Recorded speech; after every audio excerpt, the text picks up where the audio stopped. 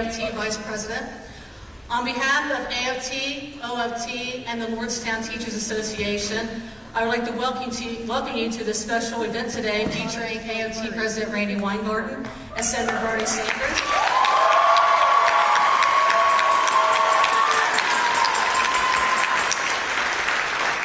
This event is the first of many that AFT will host this year, as we endeavor to give our members opportunity to engage with presidential candidates on issues that are relevant to our membership.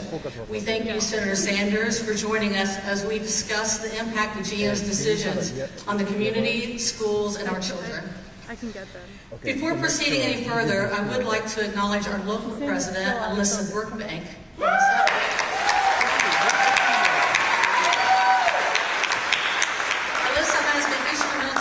This event happen, and she works tirelessly every day to make sure that our students have their needs met, especially in these challenging and uncertain times. Thank you, Alyssa.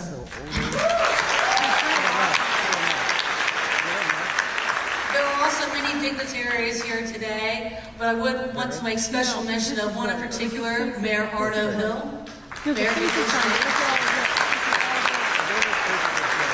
for all that you do on behalf of this community, Mayor Hill.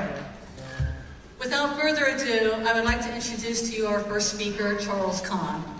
Charles Kahn is the organizing director at the Strong Economy for All Coalition, a coalition of labor unions and community groups focusing on legislative-driven campaigns to fight for economic equity, equal funding of public schools, and corporate accountability in New York State.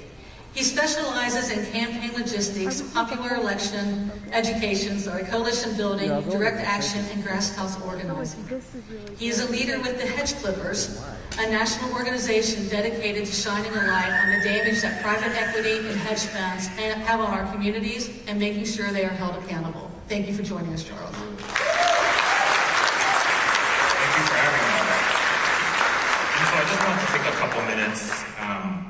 We worked with the AFT to put together this report about what's happening in Lordstown and what happened to GM.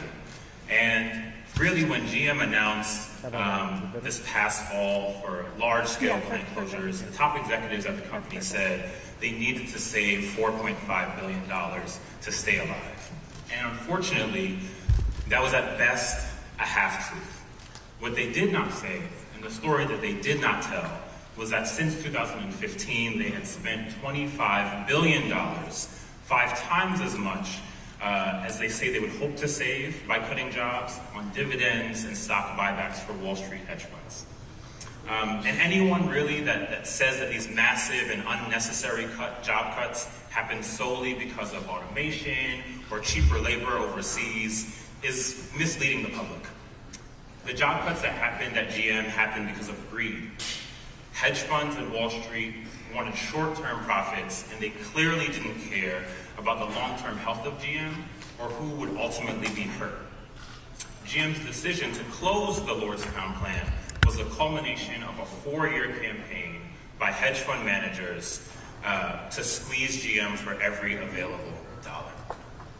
The strategy of the hedge funds was clear, and the Hedge Clippers, where I work, along with the AFT, put together this report to make sure that everyone knows what really happened. What actually happened is hedge funds attacked GM almost immediately after it had completed the taxpayer-funded bailout to keep the company alive and save thousands of American jobs. These activist hedge funds use age-old tricks like hostile proposals, pushing to elect their friends and their allies to the boards that control these companies, and sometimes waging negative campaigns against GM in the press. At that point, the company really has 2 options: fight an incredibly expensive battle against deep-pocketed hedge funds, or give them what they want. And what they want is often the same thing. They want special cash payments to shareholders called dividends, and they want billions in what was once illegal stock buybacks that artificially inflate the price of stocks that they own. In 2015, billionaire hedge fund manager David Tepper was among a group that launched $1 million campaign to pressure GM. They won, and GM spent $5 billion that year on share buybacks. Tepper used the money to pad his $11.6 billion personal fortune, and 2 years later, he he purchased the NFL Carolina Panthers. 2 years later, the hedge funds were at it again, this time led by billionaire David Einhorn, and this time they won another $7 billion. And just 1 month before the announcement to close the Lordstown plant, along with 4 others, they'll ultimately cut 14,000 jobs, hedge funds struck the final blow, pushing once again for more compensation for themselves. In total, GM's financial documents show they approved $25 billion in stock buybacks and dividends in the past 4 years. That wasted $25 billion did nothing for the company, it did nothing for consumers, and it did nothing for you or your families. It didn't go to wages, it didn't go to plant modernization, it didn't go to research, it didn't go to development. It only went to shareholders. And this is the real story of what's happening to GM and what's happening to our economy. Sadly, it's a problem devastating every community across the country. It's a similar story. Many of us have heard of the layoffs at Sears, at Kmart, at Toys R Us, at AT&T, and at Harley-Davidson. For us, it's time to get rid of stock buybacks. It's time to hold predatory hedge funds accountable. It's time to work for working people, and we look forward to working with you and doing whatever we can to help.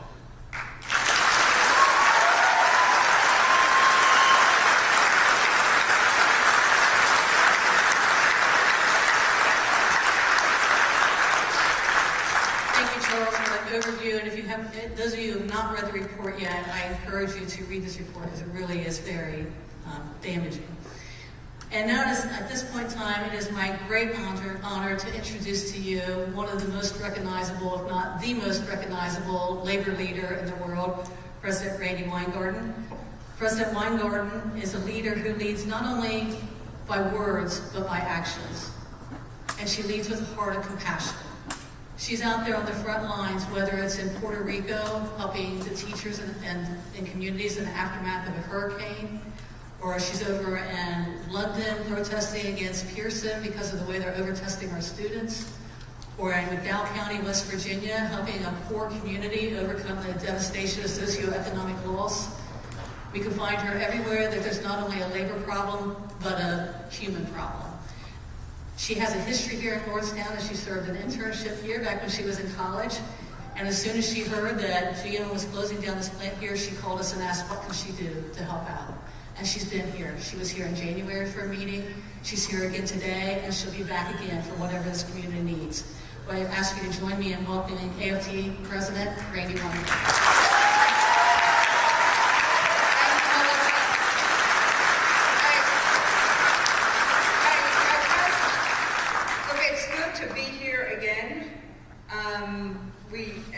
As many of you were here that night in January when the AFT and UAW had a town hall, and Alyssa, thank you for your leadership. Alyssa, thank you for your leadership.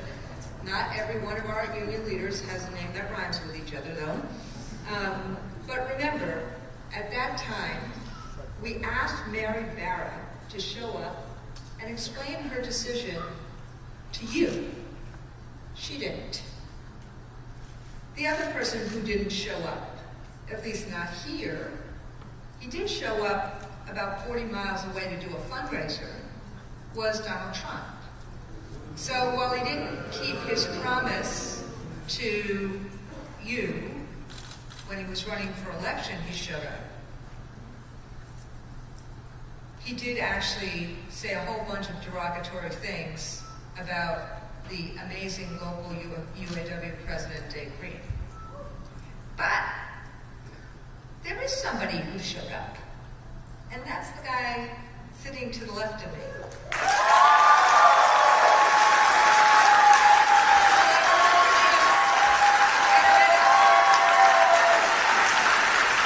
Not that he needs an introduction, but this is part of our AFT's very comprehensive endorsement process for 2020, because we want candidates to be really engaged, not only with our members, but with communities.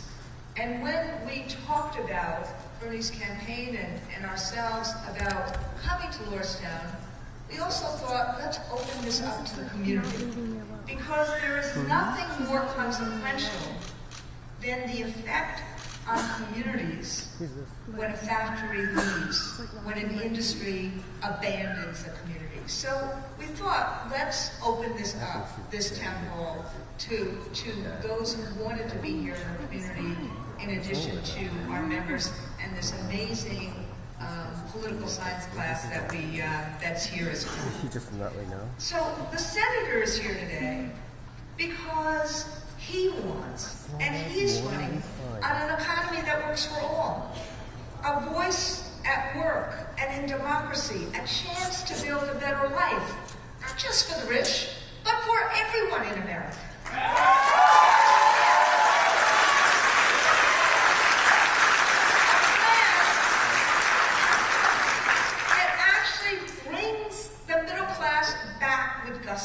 Not in the fake way that President Trump does. And speaking of GM, as both Charles and Melissa did before, we asked in January, before the plant closed, we said to GM, retrofit, don't close, make your SUVs here.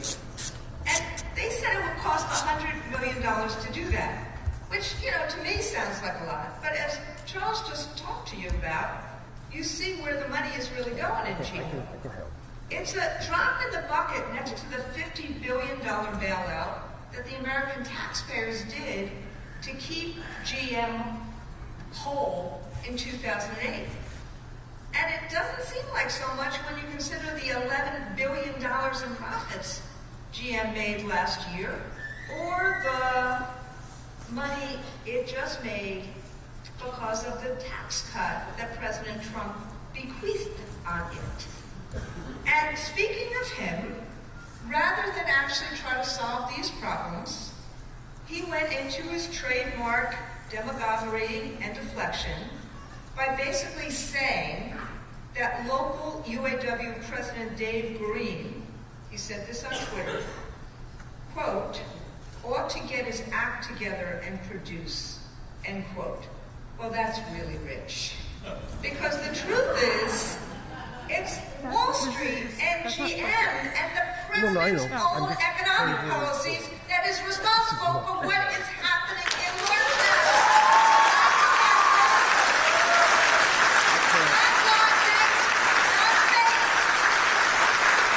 And as Melissa just said, look, it's not just that I've been here now. I worked at Packard as an intern when I was in college.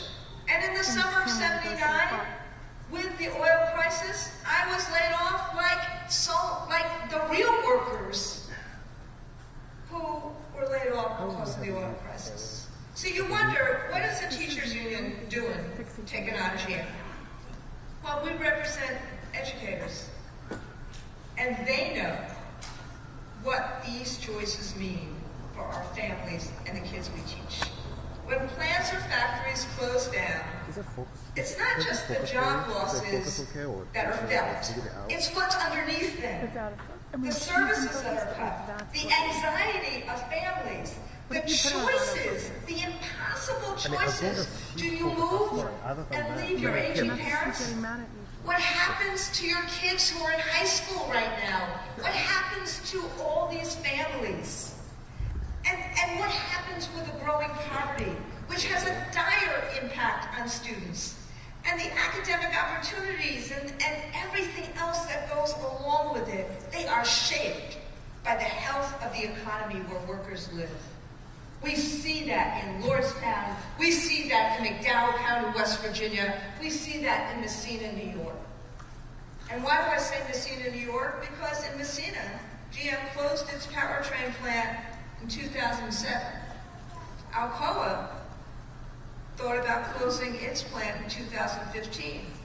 So our union in New York rallied, organized with the steel workers and with community leaders and with the then governor, the current governor, Senator Schumer and others.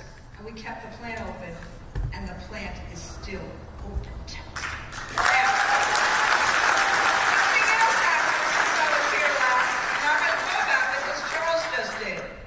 So $25 billion in stock buybacks and dividends to shareholders, but you can't retro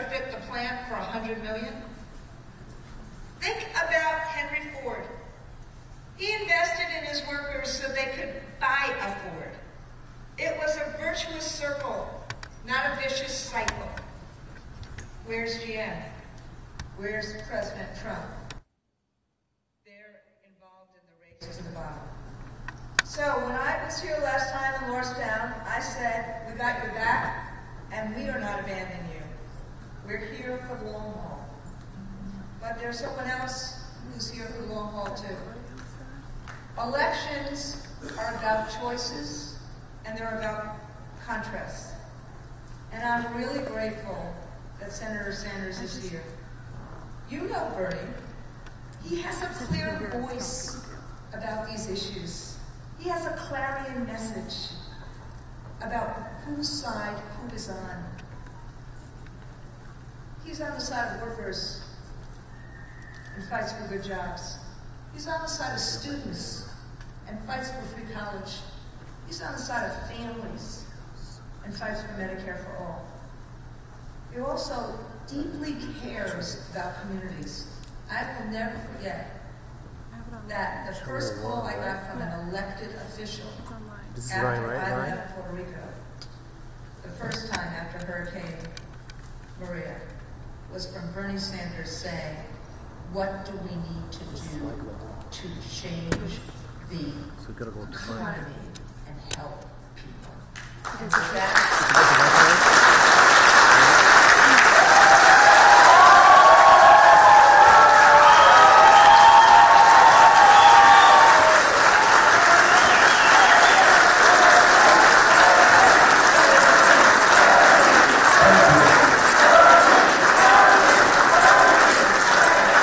Thank you, Randy. Thank you, Charles, for your great research. And listen, thank you for all that you are doing. This is a really important meeting. You don't hear anything? And it's an important meeting not just to discuss the horrific impact on this small town, this community, about GM preferring to give billions of dollars in stock buybacks to make the very rich even richer, while they chose to close down this plant and other plants around the country. But the discussion that we're happening today, right here, is a discussion that impacts virtually every state in this country and our entire economy. And I really want to thank Charles for that great research that he did. And what we have to decide, whether in our democracy we are going to allow a handful of billionaires on Wall Street to close down profitable plants like the one here in Lordstown, whether we are going to allow them to go to Washington and ask for incredible tax breaks for the 1%, and then fight to cut Social Security, Medicare, and Medicaid. Whether they are going to dictate trade policies in America so that profitable corporations will destroy the lives of American workers while they go abroad and pay people $1 or $2 an hour to do the work that used to be done in America. And what our job today, and I feel this with a deep passion because we are fighting for the future of this country. We're fighting for the future of our children. Whether we're going to have a government and an economy,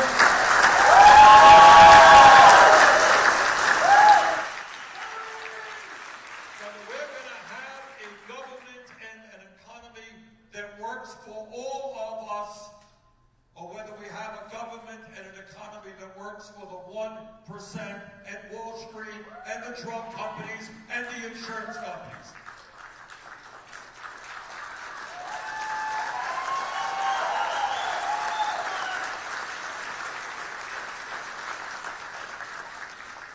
The message that we bring forth today, to say to a company like General Motors, which received a $50 billion bailout from the taxpayers in this country, who said we will not allow thousands of productive workers who are earning a living wage to be thrown out on the street. What we are saying today to Wall Street, they didn't get a $50 billion bailout, they got a $1 trillion bailout, where their illegal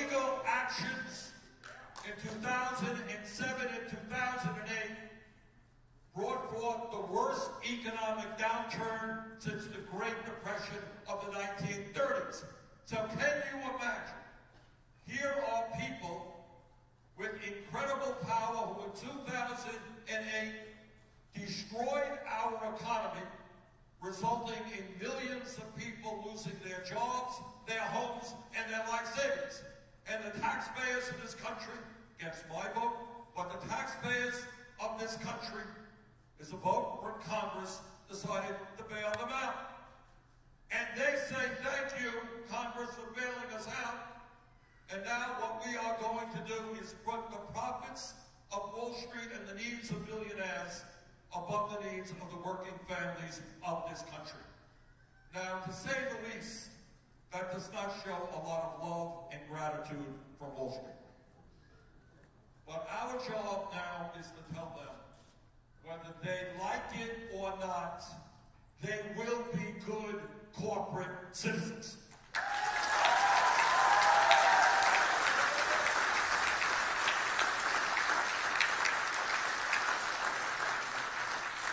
That means that if entities like General Motors think that they can throw workers out on the street while they're making billions in profit, and then move to Mexico and pay people their starvation wages, and then line up to get federal government contracts, well, they got another guess coming. That ain't gonna happen.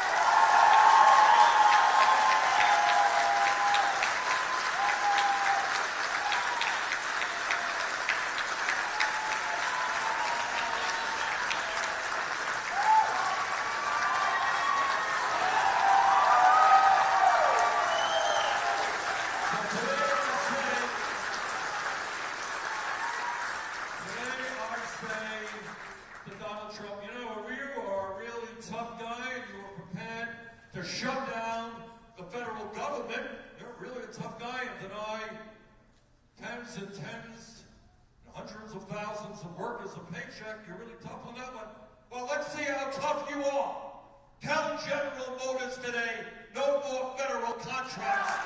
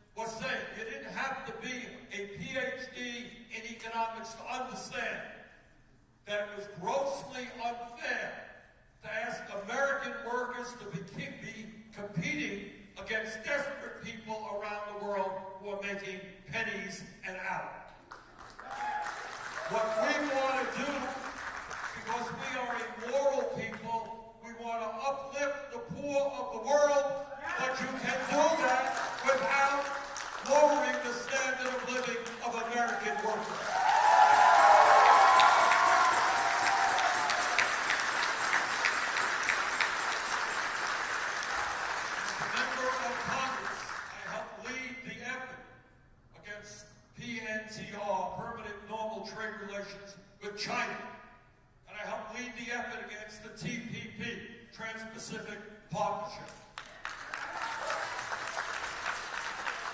Now, there's nothing wrong with trade. Trade is a good thing.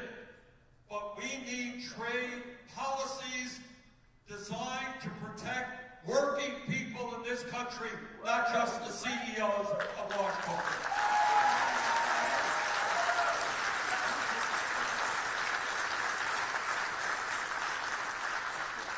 What Charles and Randy were talking about is that we are living in a country with more and more income and wealth inequality, and in a country where the billionaire class has incredible power over our political life, because as a result of this disastrous Citizens United Supreme Court decision, a handful of billionaires can spend hundreds of millions of dollars to elect candidates who represent the wealthy and the powerful. So what we are talking about today is reclaiming our economy so that it benefits working families, not just Wall Street. Reclaiming our political process, which means one person, one vote, not billionaires by election.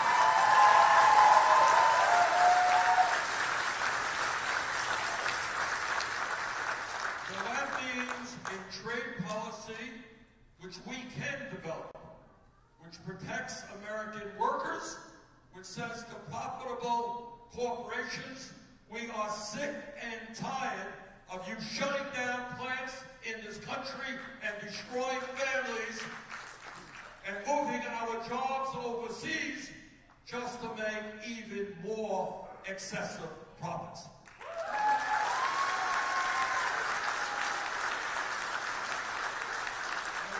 Talk about an economy that works for all. We are sick and tired of being the only major country on earth not to guarantee health care to all people.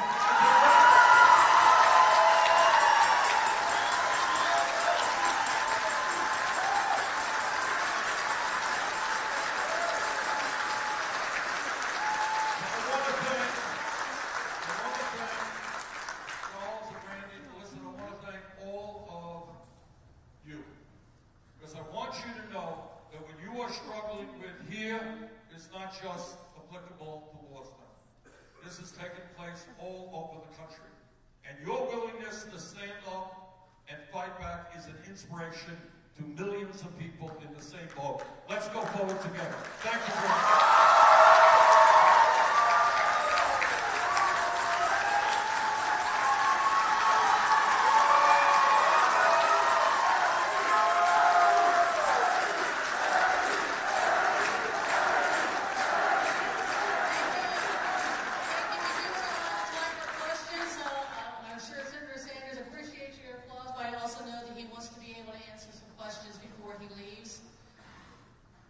So at this time, we will open up the floor for some questions. Like I said, we do have limited time, so please keep your comments as brief as possible to allow the senator time to answer questions.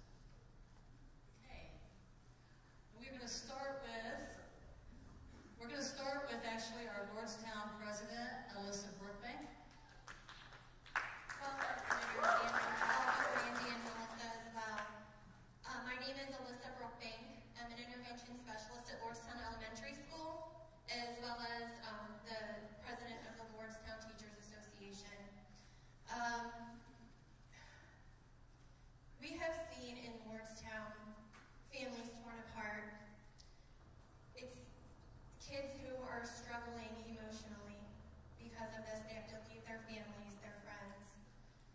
We have this in our area, in addition to families affected by the opioid crisis. If you become president, what do you plan to do with the schools to help support these students, not only in our area, but across the country? Well, thank you very much for all that you're doing, and thanks to the AFT for the great work that they are doing. Thank you, teachers.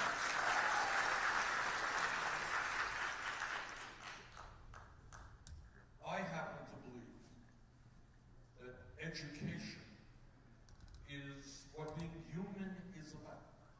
And that we should be having the best educational system, public educational system in the world that is adequately funded from pre-K through college. Right? And then maybe the most important thing, sounds a little bit strange, but before we even talk about dollars and cents, the most important thing we can do is proclaim as a nation that we respect education, we respect educators.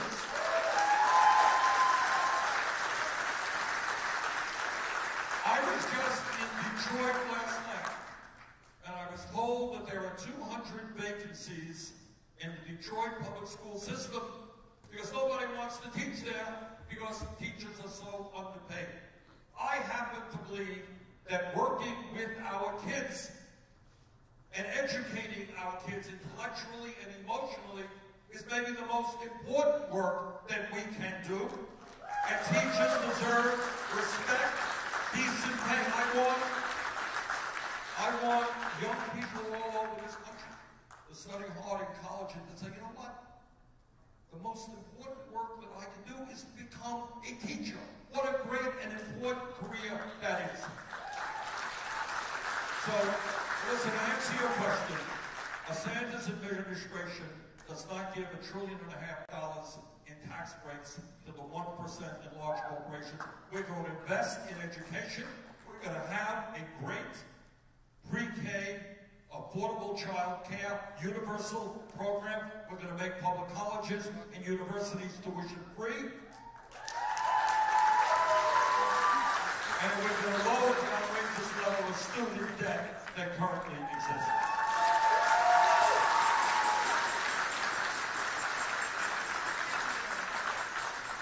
I see where a person with the microphone is. Okay, do we have another question, a comment? Okay, I see a question over here. Hi, my name is Sean Belleville. I am the local president of the Cleveland Alliance of Charter Teachers. We are charter schools who unionize. And I'm here to kind of stand with my brothers and sisters from Lordstown because one of the big issues that we're finding is income inequality in regards to how schools are funded. So my question to you, Senator Sanders, is how can the federal government do more to make sure that our public schools, no matter what area that they are in, have equitable funding?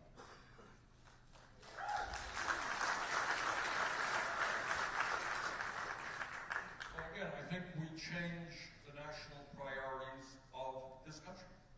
And I think we prioritize education and understand for a very simple reason.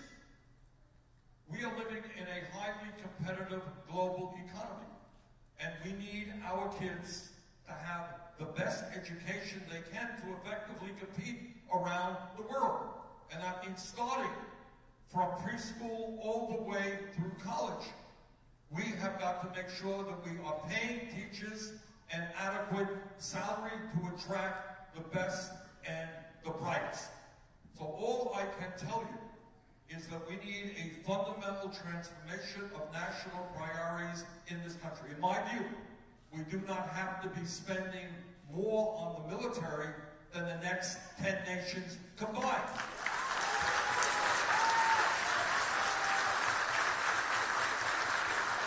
We should not be allowing the massive level of stock buybacks that Charles was talking about. We demand that corporate America invest in its workers and in its plants and research and development, not just making the very rich stockholders even richer.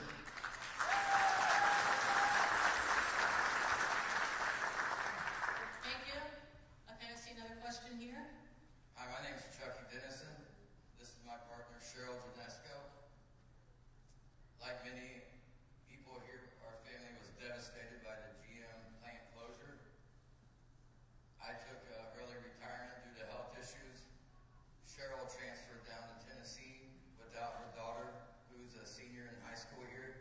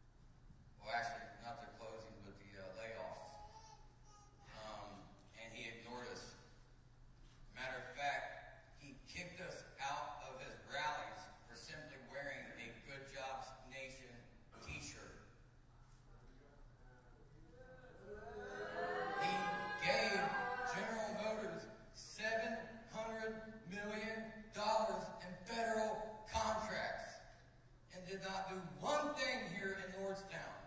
He didn't come to visit. He didn't try to pass any legislation. He did nothing but come here and lie to these people. Senator Sanders, you actually met with us in Bloomington, Indiana, to listen to our hardships. I believe that was back in September, and thank you. So my first question is, as president, what will you do to end these corporations receiving federal contracting dollars?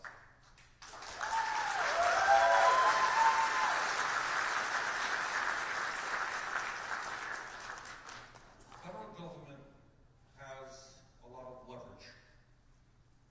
And I think if the federal government makes it clear, not just the General Motors, but the corporation after corporation who thinks that they can shut down profitable plants, throw people out on the street, and then say, oh, by the way, taxpayers, we would like a federal contract that you are providing. Your tax dollars are going to provide a federal contract to General Motors after General Motors showed contempt for the people in this community and communities around the country. And that is not acceptable. We want those people who get federal contracts to have respect for working people. And will give contracts to those large and small employers who pay their workers a living wage.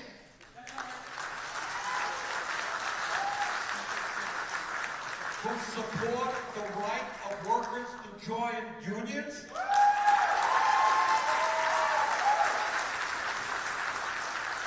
And who damn well are not shutting down in America and running to get starvation labor abroad. So that is the leverage of what the federal government and I will do.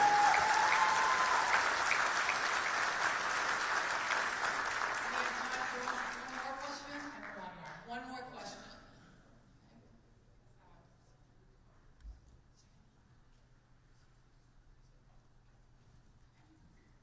Senator Sanders, thank you so much for being here.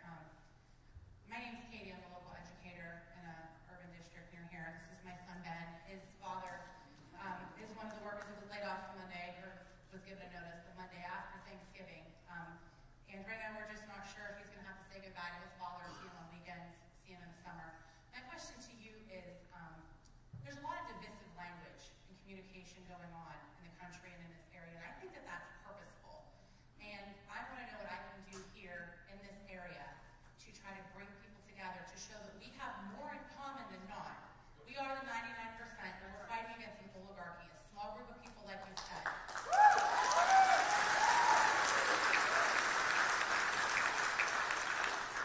And I want us to have more in common. And what can we do? Thank you. Stop saying the word niggardly. You can stop being a social. Sit down, please. No Trump. You're a social.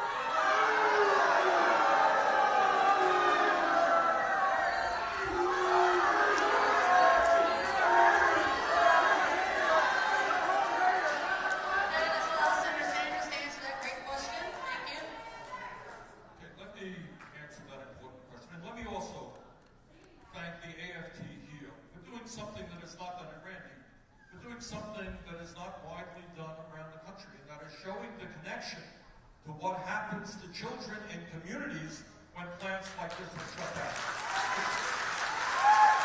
As we have heard, this is not just the workers, this is the children who may have to leave the community, will be separated from their parents. Look, in my view, Trump is not only a pathological liar,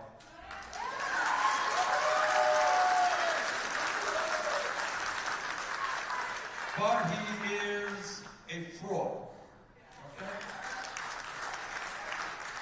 Well, he said he'd have a tax plan that would not benefit the wealthy. 83% of all benefits over 10 years go to the top 1%. He said he wouldn't cut Medicare and Medicaid. His budget brings devastating cuts to Medicaid and Medicare and education and nutrition programs, etc. So he told the people of Michigan and Ohio and Vermont one thing, he ended up doing something else. Now, how do you win elections when you lie? This is how you do it. And this is what demagogues have always done. You try to divide people up. You try to divide people up based on the color of their skin, based on where they were born, based on their religion, based on their sexual orientation. That's what you do. And you say, we don't like that person was born in Mexico. We don't like that person is black. We don't like that person is gay. Our job, to answer your question, is to do exactly the opposite. It is to bring people together, not divide us up.